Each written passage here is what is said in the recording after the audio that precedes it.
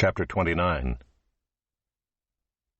These are the words of the covenant that the Lord commanded Moses to make with the people of Israel in the land of Moab, besides the covenant that he had made with them at Horeb. And Moses summoned all Israel, and said to them, You have seen all that the Lord did before your eyes in the land of Egypt, to Pharaoh and to all his servants and to all his land, the great trials that your eyes saw, the signs and those great wonders. But to this day the Lord has not given you a heart to understand, or eyes to see, or ears to hear. I have led you 40 years in the wilderness. Your clothes have not worn out on you, and your sandals have not worn off your feet. You have not eaten bread, and you have not drunk wine or strong drink, that you may know that I am the Lord your God. And when you came to this place, Sihon the king of Heshbon and Og the king of Bashan came out against us to battle, but we defeated them. We took their land, and gave it for an inheritance to the Reubenites, the Gadites, and the half-tribe of the Manassites. Therefore keep the words of this covenant and do them, that you may prosper in all that you do. You are standing today, all of you, before the Lord your God, the heads of your tribes, your elders, and your officers, all the men of Israel, your little ones, your wives, and the sojourner who is in your camp, from the one who chops your wood to the one who draws your water, so that you may enter into the sworn covenant of the Lord your God, which the Lord your God is making with you today, that he may establish you today as his people, and that he may be your God as he promised you, and as he swore to your fathers, to Abraham, to Isaac, and to Jacob.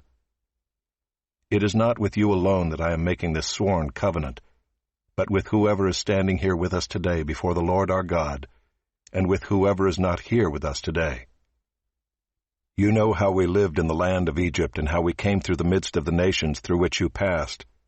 And you have seen their detestable things, their idols of wood and stone, of silver and gold, which were among them.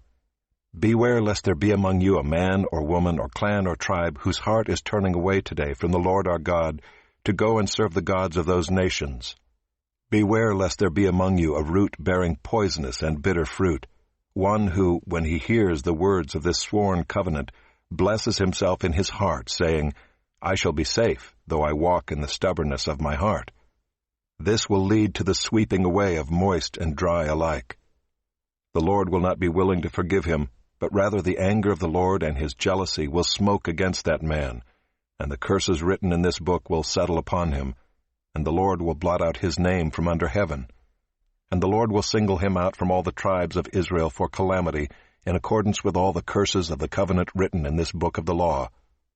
And the next generation, your children who rise up after you, and the foreigner who comes from a far land, will say, when they see the afflictions of that land, and the sicknesses with which the Lord has made it sick, the whole land burned out with brimstone and salt, nothing sown and nothing growing, where no plant can sprout, an overthrow like that of Sodom and Gomorrah, Admah and Zeboim, which the Lord overthrew in his anger and wrath.